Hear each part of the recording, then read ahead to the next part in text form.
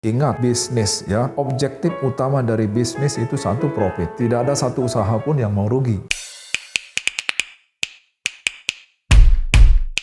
Assalamualaikum warahmatullahi wabarakatuh. Selamat siang adik-adik mahasiswa semua. Baik, kali ini kita akan lanjutkan materi perkuliahan kita ya, kewirausahaan dengan topik memulai operasional usaha ya. Tentu apa sih tujuan kita untuk mempelajari bab ini atau topik ini? Nomor satu, ingat bisnis ya. Objektif utama dari bisnis itu satu, profit. Tidak ada satu usaha pun yang mau rugi ya. Jadi ya itu yang pertama. Yang kedua, tujuan utama yang kedua tentu ada pertumbuhan bisnis. Ya, ada bisnis growth. Jadi bisnis kita yang dulunya hanya penjualannya 10 juta, bagaimana agar tahun depannya meningkat lagi, misalnya 30 juta, 50 juta, dan seterusnya. Tahun depannya lagi meningkat lagi. Terus dia tumbuh. Juga dari sisi jumlah karyawan, misalnya sebelumnya cuma 2 karyawannya, meningkat menjadi 5, meningkat menjadi 10, meningkat menjadi 20, dan seterusnya. Juga bisa dilihat dari jumlah cabang dari usaha itu sendiri. Yang sebelumnya hanya 1, sekarang bisa berkembang jadi 3, 5, 10, dan seterusnya. Itu. Kemudian tujuan yang ketiga tentu peningkatan pangsa pasar, market share. Ya, kalau kita bisa bergerak di bidang kuliner, misalnya makanan gitu ya, jenis makanan tertentu, tentu kita ingin pangsa pasarnya terus meningkat. Artinya kita bisa bersaing, berkompetisi dengan bisnis yang sejenis di bidang itu. Oke, itu adik-adik tujuannya ya. Kemudian kalau kita lihat kembali ya, setelah kita tahu mempelajari apa gunanya, baru tentu kita perlu menetapkan modal usaha, estimasi keuntungan ya, lalu merencanakan bisnis itu sendiri ya. Sama nanti ada selain estimasi keuntungan ya, kita kan harus ada juga nanti mengetahui berapa sih variable cost-nya, berapa sih fixed cost-nya, berapa sih break even point BEP atau titik impasnya. Juga perlu kita tahu ada namanya payback period. Payback period itu jangka waktu pengembalian suatu investasi. Berapa lama periode waktu investasi yang kita tanamkan itu kembali ya, itu nanti kan kita pelajari. Baik, kita akan lihat ya yang beberapa hal tersebut. Pertama, tentunya merencanakan bisnis ya, merencanakan usaha ya. Dalam merencanakan usaha itu ada 3 bagian utama yang perlu kita buat sedemikian rupa. Pertama, konsep bisnisnya sendiri. Bisnis apa yang mau kita masukin ya, kita harus jelaskan secara rinci ya, mulai dari industri yang akan dimasuki atau digeluti, struktur bisnisnya. Struktur bisnis di sini tentu kan dari banyak perusahaan, dari banyak usaha, siapa sih yang paling kuat di bidang itu misalnya ya, siapa yang market leader, siapa yang nomor 2, dan seterusnya. Itu perlu kita tahu. Kemudian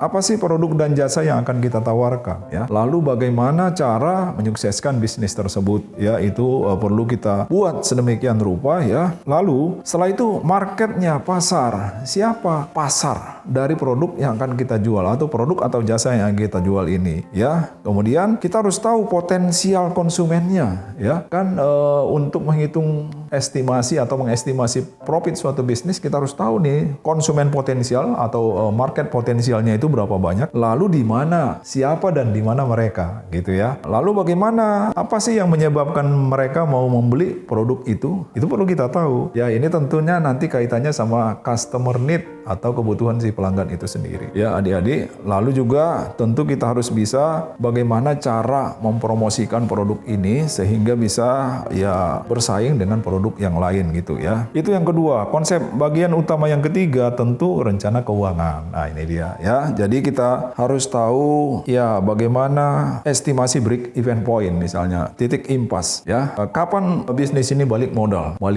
break even point. Kemudian kita juga estimasi berapa profit yang akan dihasilkan ya. Lalu nanti ada juga namanya payback period. Payback period itu jangka waktu pengembalian suatu investasi. Setelah berapa lama investasi ini balik modal, misalnya 2,5 tahun, 3 tahun, dan seterusnya. Itu namanya payback period. Baik adik-adik, kita akan lihat ya, saya langsung ke beberapa estimasi pendapatan profitnya ya. Di sini sebelum ke estimasi profit adik-adik, tentunya kita harus tahu dulu ada namanya variable cost, ada fixed cost. Apa bedanya kan gitu ya? Apa yang dimaksud dengan variable cost, apa yang dimaksud dengan fixed cost. Nanti di gambar akan kita lihat ya, ada saya buatkan gambarnya di sini ya, berupa kurva ya, fixed cost sama variable cost ya. Sebelum melihat gambarnya tentu kita pahami dulu apa sih fixed cost. Fixed ya, biaya tetap. Ini komponen biaya yang harus ditanggung oleh pelaku usaha, nilainya tidak dipengaruhi oleh aktivitas bisnis. Fixed dia tetap. Ya.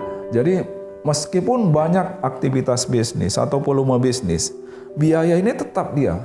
Misalnya contohnya gaji karyawan itu kan mau bisnisnya banyak terjual, mau bisnisnya sedikit terjual, tetap gajinya segitu kan gitu ya. Jadi tetap seperti itu. Lalu apalagi ya bisa juga sewa misalnya ya, kita sewa tempat gitu ya, itu kan dibayar di depan ya biasanya ya. Itu kan fix dia ya.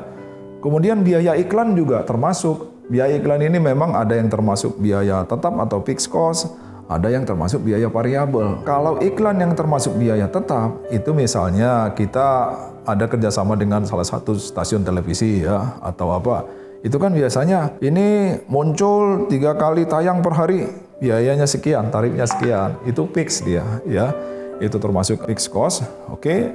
Adik-adik. Ya, jadi itu tadi fixed cost ya, biaya tetap. Saya ulangi kembali, komponen biaya yang nilainya tetap meskipun aktivitas atau volume bisnis meningkat ya. Itu namanya biaya tetap. Lalu apa yang kita sebut dengan biaya variabel atau variable cost? Ini berbeda sama yang tadi yang pertama. Di sini komponen biaya yang harus ditanggung oleh pelaku usaha yang nilainya dipengaruhi oleh aktivitas atau volume bisnis. Artinya kalau volume bisnisnya semakin meningkat, biayanya ini juga semakin meningkat dia ya. Jadi semakin banyak aktivitas bisnis, semakin besar volume bisnis, biaya ini semakin besar. Contoh, biaya tenaga kerja langsung, direct material. Misalnya di pabrik ya, buruh-buruh di pabrik. Misalnya kalau dia per jamnya sekian, gajinya misalnya 10.000, upahnya. Tentu kalau dia 10 jam, itu 10 kali 10.000 tadi. Kalau dia cuma 5 jam, ya 5 kali 10.000. Kalau dia 15 jam, 15. Itu dia ya. Jadi semakin besar aktivitas bisnis yang dia lakukan, biaya itu semakin besar. Terus biaya apa lagi? Biaya material, direct material, bahan baku. Bahan bakunya semakin banyak digunakan,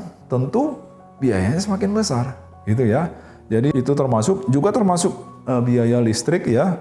Air ya, itu termasuk dalam variable cost. Artinya semakin banyak kita gunakan listrik ataupun air, itu akan semakin besar biaya. Lalu di sini ada contoh soal, nanti bisa dilihat di di slide kita. Ada contoh soal saya buat bagaimana sih menghitung ya. Ini contoh usaha ya, di sini usaha penyamakan kulit. Dia membutuhkan biaya material sebesar 10.000 per lembar kulit ya. Lalu proses penyamakan ini ternyata dilakukan di toko yang sewa toko itu sebesar 1 juta per bulan ya. Untuk kepentingan administrasi dibutuhkan biaya 250.000 dan biaya tenaga kerja untuk melakukan aktivitas penyamakan itu 2.000 per lembar kulit. Lalu dikasih tahu juga di soal, harga jual per unit itu 15.000 dan jumlah barang yang terjual 1.000 unit. Nah, kita diminta berapa sih total pendapatan dari usaha ini, berapa sih total biaya, berapa sih keuntungan yang dihasilkan usaha tersebut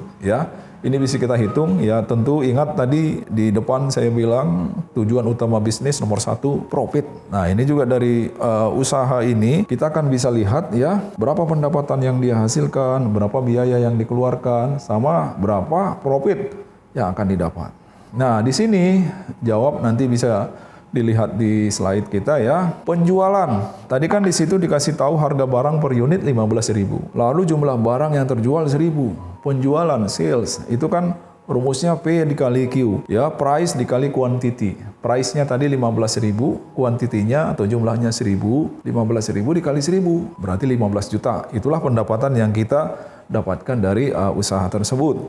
Lalu kita harus cari tahu juga berapa biaya yang dikeluarkan ya. Tadi kan komponen biaya itu ada 2, ada yang kita sebut fixed cost, ada yang kita sebut variable cost. Nah, kita hitung fixed cost dari usaha yang akan kita jalankan ini. Pertama, tadi ada biaya administrasi umum ya, itu sebesar 250.000 sama biaya sewa toko. Ingat tadi sewa itu kan biasanya bayar di depan ya, jadi itu fix dia. Ya, biaya sewa tokonya tadi 1 juta, sehingga total fixed cost-nya 250.000 ditambah 1 juta, 1.250.000. Lalu kita bisa hitung juga variable cost-nya, biaya variabel. Ingat tadi biaya variabel komponen biaya yang berubah nilainya mengikuti aktivitas atau volume bisnis. Kalau volume bisnisnya semakin besar, aktivitas bisnisnya semakin besar, biaya ini semakin besar. Kita bertahap ya, ada beberapa poin dulu yang kita bahas.